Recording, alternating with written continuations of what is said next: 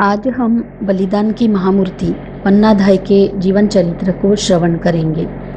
16वीं शताब्दी में मेवाड़ में महाराणा सांगा के रूप में एक महान शासक का जन्म हुआ। अगर हिंदू शासकों की बात की जाए तो उत्तर भारत में उस समय महाराणा सांगा के रूप में सबसे बड़े हिंदू सम्राट विद्यमान थे। महाराणा सांगा का एकमात्र उद्देश्य मुस्लिम शासित राज्यों को जीतकर उन्हें अपने राज्य में मिलाना था।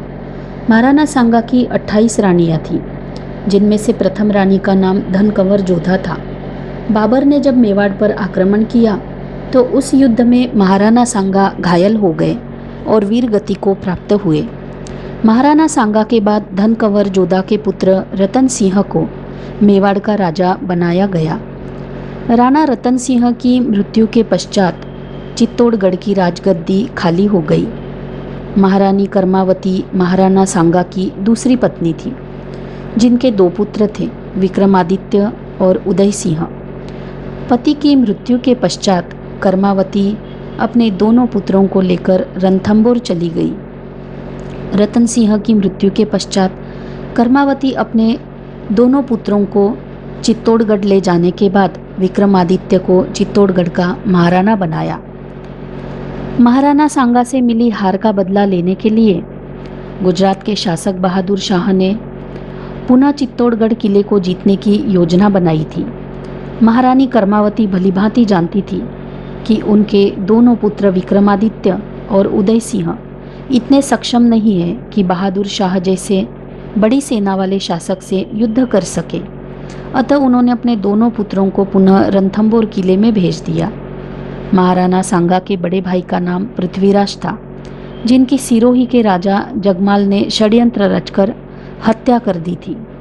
इसी वजह से पृथ्वीराज के स्थान पर उनके छोटे भाई महाराणा सांगा को मेवाड़ का राजा बनाया गया था।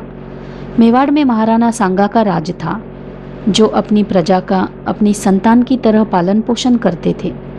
परंतु उनका बड़ा पुत्र विक्रमादित्य अनेक बुरी आदतों का शिकार था।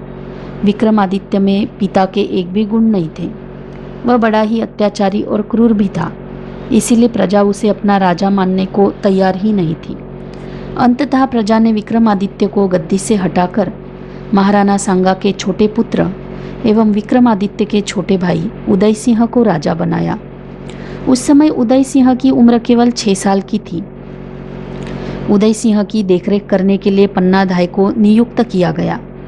पन्नाधाय ने उदय सिंह की माता रानी कर्मावती को उनके अंतिम समय में बालक उदय सिंह की परवरिश करने का वचन दिया था।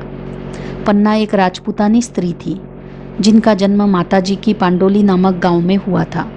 उनका पूरा नाम पन्ना गुजरी था, लेकिन उदय सिंह का पालन पोषण करने के कारण उन्हें धाय की उपाधि प्रदान की गई। पन्नाधाय के पिता का नाम हरचंद हांकला था और उनके पति का नाम सूरजमल चौहान था। देश प्रेम के साथ साथ पन्नाधाय में वफादारी कूट कूट कर भरी हुई थी। वे बड़े ही सरल तथा कोमल हृदय वाली थी और अपने कर्तव्य पर मर मिटना भी उन्हें खूब आता था। अपने पिता, जो एक वीर सिपाही थे, उनसे एक बंदूक चलाना सीखा। ऐसी वीरांगना होने के बावजूद वे खून खराबे से सदैव दूर रहती थी। किसी को दुख देना या जुल्म करना वे ठीक नहीं समझती थी। उनका पुत्र चंदन उदय सिंह के ही उम्र का था, परंतु पन्नाधाय उदय सिंह की देखभाल तथा पालन पोषण करने में अपने पुत्र की अपेक्षा ज़्यादा लाड प्यार करती थी। पृथ्वीराज को दासी से एक पुत्र हुआ, जिसका नाम बनवीर था, जो बहुत ही महत्वाकांक्षी था। बनवीर ने विक्रमादित्य की हत्या कर दी और अब उसका अगला लक्ष्य उदय सिंह की हत्या करना था। उस समय उदय सिंह की आयु मात्र 6 या 7 वर्ष की रही थी। उदय सिंह पन्नाधाय के संरक्षण में था और पन्नाधाय ने माता कर्मावती को वचन दिया था कि वे हर परिस्थिति में उदय सिंह की रक्षा करेगी। वे अपने पुत्र की अपेक्षा राजा उदय सिंह की देखरेख अधिक ध्यानपूर्वक करती थी। उनकी पूरी कोशिश यही होती थी कि उदय सिंह में अच्छे राजा के सभी गुणों का विकास हो। राजा बनते समय उदय सिंह की आयु बहुत कम थी, अतः बनवीर के संरक्षण में उदय सिंह को रखा गया था। बनवीर होने वाले राजा की देखरेख करते करते स्वयं को राजा समझने लगा था और राजा बनने के सपने देखने लगा था। सपने को साकार करने में एक ही बाधा थी, वह थे उदय सिंह। इस कारण बनवीर को उदय सिंह जरा भी पसंद नहीं थे। बनवीर यही सोचा करता था कि उसकी आंखों के सामने उदय सिंह की मृत्यु हो जाए तो वह राजा बन सकता है। अतः उसने उदय सिंह को अपने रास्ते से हटाने के लिए योजना बनाना शुरू कर दी। एक रात बनवीर गुप्त ढंग से नंगी तलवार लेकर राजमहल में गया और सोते हुए ही विक्रमादित्य की हत्या कर दी। उसके बाद वह दौड़ता हुआ राजा उदय सिंह के महल में उनके कमरे की ओर बढ़ा। इस बीच कर्मचारियों ने पन्ना को इस बात की खबर कर दी कि बनवीर उदय सिंह की हत्या करने के लिए आ रहे हैं। पन्ना सावधान हो गई और उसने अपनी बुद्धि से काम लिया। पन्ना ने अपने पुत्र चंदन को उदय सिंह के कपड़े आदि पहनाकर उसके स्थान पर सुला दिया और उदय सिंह को अपने भरोसे के एक सिपाही के साथ वीरा नदी के पार भिजवा दिया और वहीं इंतजार करने के लिए कहा। राजवंश को बचाने के लिए ही पन्ना अपने पुत्र तक का बलिदान करने को तत्पर हो गई। इसी समय बनवीर नंगी तलवार लेकर उदय सिंह के कमरे में प्रविष्ट हुआ और पन्ना से पूछा कि उदय सिंह कहाँ है। पन्ना एक क्षण के लिए दुख से घबरा गई, परंतु तुरंत ही उसने अपने भावों को नियंत्रित कर लिया और पलंग की ओर इशारा कर दिया, जहाँ उसका अपना पुत्र सोया हुआ था। पुत्र का मुख दूसरी दिशा में था। बनवीर की बुद्धि पर जैसे खून सवार था, अतः उसने कपड़े गहने देखकर ही चंदन को उदय सिंह समझकर तलवार से उसके टुकड़े कर दिए। बनवीर को शंका न हो जाए, इसलिए पन्ना ने दिल दहला देने वाले इस दृश्य को देखकर भी मुंह से एक आह तक नहीं निकाली। अपने सामने अपने पुत्र के टुकड़े होते देखकर कौन माँ चैन से रह सकती है। लेकिन पन्ना ने स्वामी भक्ति के कारण इस वज्रपात को भी सहन कर लिया। बनवीर ने पन्ना के पुत्र के टुकड़े टुकड़े करके कह दिया, जाओ इसे जला दो। वह मन ही मन बड़ा खुश हुआ कि उसकी राह का कांटा दूर हो गया।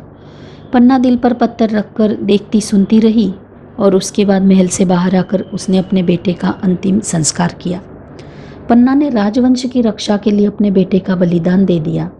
बेटे का अंतिम संस्कार करके वह अपने कर्तव्य का पालन करने हेतु अपने राजा उदय सिंह की रक्षा करने हेतु नदी पर पहुंच गई। पन्नाधाय उदय सिंह को लेकर सीधे देवलिया नामक स्थान पर पहुंची, जहां रावत राय सिंह का शासन था। पन्नाधाय और उदय सिंह का देवलिया नरेश ने बड़े ही आदरपूर्वक स्वागत सत्कार किया, किंतु उदय सिंह की रक्षा करने में स्वयं को असमर्थ बताया। उदय सिंह के भविष्य को देखते हुए राय सिंह ने पन्नाधाय को डूंगरपुर भेज दिया, परंतु डूंगरपुर के राजा रावल आस्करण बनवीर के डर से पन्नाधाय के समक्ष अपनी असमर्थता जताने लगे। त्याग और बलिदान की मूर्ति पन्नाधाय ने हार नहीं मानी और उदय सिंह को लेकर कुंभलगढ़ पहुंची। कुंभलगढ़ किले के रक्षक सरदार आशा शाह के पास पहुंचकर पन्ना ने उनसे उदय सिंह को अपने संरक्षण में रखने का निवेदन किया। आशा शाह भी दुविधा में पड़ गए कि उदय सिंह को रखे या नहीं, क्योंकि वे भी बनवीर के कारण डरे हुए थे। जब यह बात आशा शाह की माता को पता चली तो उन्होंने आशा शाह को अपने धर्म से परिचित कराते हुए समझाया कि उदय सिंह मेवाड़ के पूर्व महाराणा सांगा के पुत्र है और महाराणा सांगा के हमारे ऊपर बहुत बड़े उपकार हैं। हमें निश्चित ही उदय सिंह की रक्षा करनी चाहिए और अपने घर पे इनको शरण देनी चाहिए। जन्मभूमि की स्वतंत्रता के लिए जिस वंश ने अपना सब कुछ न्यौछावर कर दिया, उसी कुल के भावी राजा उदय सिंह को तुम ठुकरा रहे हो। तुम्हें तो चुल्लू भर पानी में डूब मरना चाहिए। माँ की बातों का आशा शाह पर गहरा प्रभाव पड़ा। उनकी अंतरात्मा उन्हें धिक्कारने लगी। उन्होंने अपनी तलवार माँ के चरणों में रखकर वचन दिया, जब तक उन शरीर में प्राण है वे कुमार उदय सिंह की रक्षा करेंगे, और उन्होंने अपने वचन का पालन भी किया। उदय सिंह की देखभाल आशा शाह राजपुत्र की तरह करने लगे। वे उनकी सब सुख सुविधाओं का ध्यान रखते थे। उदय सिंह आशा शाह के संरक्षण में बड़े हो रहे थे, जो एक वीर सिपाही थे। अतः उन्होंने वे सभी विद्याएं उदय सिंह को सिखाई जो एक राजा बनने के लिए आवश्यक होती है। समय बीतता गया और उदय सिंह सभी कलाओं में निपुण होते होते 16 वर्ष के हुए। अब आशा शाह ने सिर पर कफन बांध लिया कि चाहे जो भी हो जाए, उदय सिंह को मेवाड़ का महाराणा बनाकर उन्हें पुनः राजगद्दी पर स्थापित करना है। अपने संकल्प को पूरा करने हेतु आशा शाह ने मेवाड़ क्षेत्र के सभी सामंतों और शासकों के साथ साथ पुराने सेनापतियों को एकत्रित किया और सभी को कुंभलगढ़ आने का न्योता दिया। जैसे ही सभी सामंत और शासक कुंभलगढ़ पहुंचे, आशा शाह ने उन्हें उन सब के वहां एकत्रित होने का प्रयोजन बताया कि महाराणा सांगा के पुत्र उदय सिंह अभी जीवित है और हमारे घर में सुरक्षित है। हम सभी का यह कर्तव्य है कि इन्हें पुनः मेवाड़ की राजगद्दी पर स्थापित किया जाए। यह बात सुनकर पहले तो सभी आश्चर्यचकित हुए, लेकिन जब आशा शाह ने उन्हें पूर्व का सारा वृत्तांत बताया और जब सबने उदय सिंह को देखा तो वे पहचान गए कि हाँ, वास्तव में यही महाराणा सांगा के पुत्र हैं। तत्पश्चात सबने मिलकर उदय सिंह को महाराणा घोषित कर दिया और चित्तौड़गढ़ पर चढ़ाई कर दी। चित्तौड़गढ़ पर आक्रमण कर उन्होंने जल्द ही बनवीर को मौत के घाट उतार दिया और उदय सिंह को चित्तौड़गढ़ का नया महाराणा घोषित कर दिया। राणा उदय सिंह का राज्याभिषेक बड़ी धूमधाम से किया गया और साथ ही पन्नाधाय का भी राजसी सम्मान किया गया, क्योंकि यह पन्नाधाय के ही बलिदान का परिणाम था जो चित्तौड़गढ़ वासियों को अपना राजा पुनः प्राप्त हुआ। राजा उदय सिंह भी पन्ना को बहुत सम्मान देते थे। हर सुबह वे पन्ना के चरणों की धूलि लेकर ही राजकाज शुरू करते थे और उन्हें अपनी माता के समान ही प्रेम करते थे। वे पन्ना की इच्छा का पालन करने में थोड़ी भी भूल नहीं करते थे और उनकी हर इच्छा को भगवान की इच्छा मानते थे। पन्ना के बलिदान को कभी भूल नहीं पाए, इसीलिए जब तक पन्ना जीवित रही, उनके राज्य में सम्मानपूर्वक रही। उदय सिंह बहुत सुचारू रूप से अपनी प्रजा का पालन करने लगे। अपने पिता महाराणा सांगा की तरह वे भी बड़े कुशल राजा सिद्ध हुए। वे प्रजा की सुख सुविधाओं का बहुत ध्यान रखते थे, इसीलिए वे प्रजा के प्रिय राजा हुए। मेवाड़ के इतिहास में जिस गौरव के साथ प्रातस्मरणीय महाराणा प्रताप को याद किया जाता है, उसी गौरव के साथ पन्नाधाय का भी नाम लिया जाता है, जिसने स्वामी भक्ति को सर्वोपरि मानकर अपने पुत्र चंदन का बलिदान दे दिया। सारी प्रजा बलिदान की उस देवी का दिल से सम्मान करती थी, इसीलिए इतिहास में पन्नाधाय का नाम स्वामी भक्ति के लिए सुप्रसिद्ध है।